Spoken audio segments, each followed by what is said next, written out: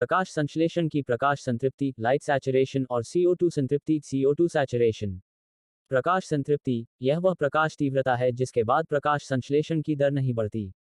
CO2 संतृप्ति, यह वह CO2 सांद्रता है जिसके बाद प्रकाश संश्लेषण की दर नहीं बढ़ती। प्रकाश संतृप्ति, इसके बाद प्रकाश अभिक्रिया सीमित कारक नहीं रह जाती। CO2 संतृप्ति, इसके बाद CO2 सीमित कारक नहीं रह जाती। प्रकाश संतृप्ति, यह पौधे की प्रजाति और पर्यावरण पर निर्भर करती है। CO2 संतृप्ति, पौधों में यह पौधों की तुलना में कम होती है। प्रकाश संतृप्ति, इसके बाद तापमान या CO2 सीमित कारक बन सकते हैं। CO2 संतृप्ति, इसके बाद प्रकाश या तापमान सीमित कारक बन सकते हैं। 45. पर्णपाती वन डिसिडुअस फॉरेस्ट और सदाबहार वन एवरग्रीन फॉरेस्ट। पर्णपाती वन, इनके पौधे शुष्क या शीत ऋतु में अपनी पत्तियां गिरा देते हैं। सदाबहार वन, इनके पौधे साल भर हरे भरे रहते हैं, पत्तियां एक साथ नहीं गिरती। पर्णपाती वन, यह समशीतोष्ण टेम्परेट क्षेत्रों में पाए जाते हैं। सदाबहार वन, यह उष्णकटिबंधीय ट्रॉपिकल क्षेत्रों में पाए जाते हैं। पर्णपाती वन, उदाहरण ओक, मेपल। सदाबहार वन, उदाहरण रबर, महोगनी। पर्णपाती वन, इनकी पत्तियां चौड़ी होती हैं। सदाबहार वन, इनकी पत्तियां चौड़ी या सुई जैसी दोनों हो सकती हैं। 46. सूक्ष्म पोषक माइक्रोन्यूट्रिएंट्स और वृहद पोषक मैक्रोन्यूट्रिएंट्स।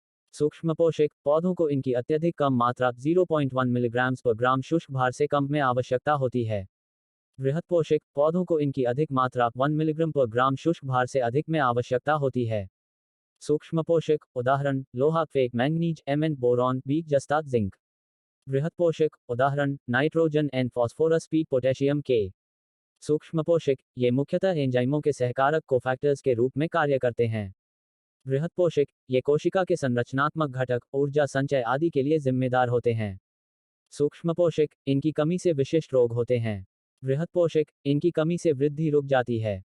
47. जीवद्रव्यकुंचन प्लाज्मोलिसिस और जीवद्रव्यापसार डिप्लाज्मोलिसिस। जीवद्रव्यकुंचन, जब कोशिका को सांद्र विलन में रखा जाता है, तो जल के बाहर निकलने से जीवद्रव्य कोशिका भित्ति से सिकुड़कर अलग हो जाता है। जीवद्रव्यापसार, जब सिकुड़ी हुई कोशिका को पुनः शुद्ध जल में रखा जाता है, तो जल के अंदर प्रवेश करने से जीवद्रव्य फिर से फूलकर कोशिका भित्ति से सट जाता है। जीवद्रव्यकुंचन, यह परासरण के कारण जल हानि से होता है। जीवद्रव्यापसार, यह परासरण के कारण जल लाभ से होता है। जीवद्रव्यकुंचन, इससे कोशिका का टर्गर दाब कम हो जाता है।